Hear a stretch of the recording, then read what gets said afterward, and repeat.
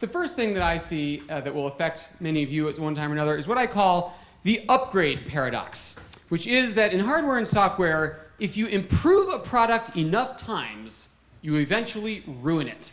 I mean, Microsoft Word, used to be a word processor. Now it's a web design program and a database and a photo editor and a floor wax. I think that most people who subscribe to the upgrade paradox, who think that the way to sell more product is to pile on more features year after year, are missing a huge point.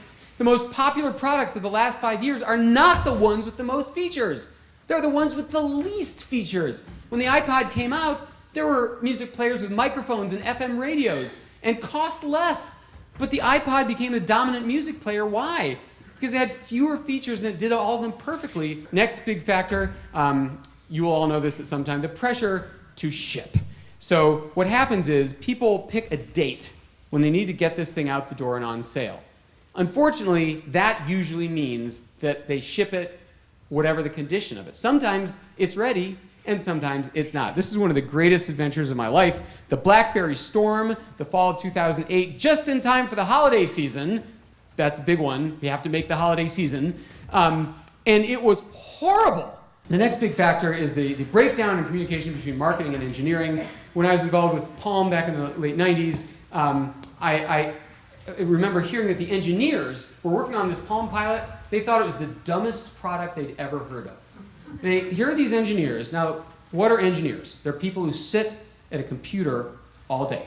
Okay? And they would say, the purpose of this device is to let you carry your calendar and address book around with you? Who would buy that? See, they never go anywhere. Of course they don't get the point.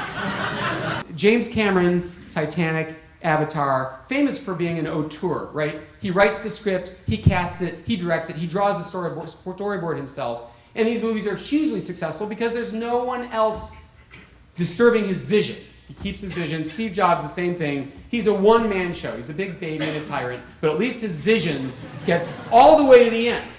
Microsoft makes much of the fact that they have these incredible one-way mirror focus groups for Windows Vista, one of their most successful products ever.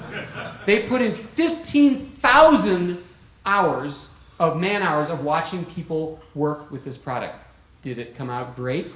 No, it didn't. PR and marketing play a role in all this too. I used to blame them. Look at this press release I just got. Geffen announces association with leading digital content creators offering a comprehensive digital signage solution package. Yeah, but what are you selling?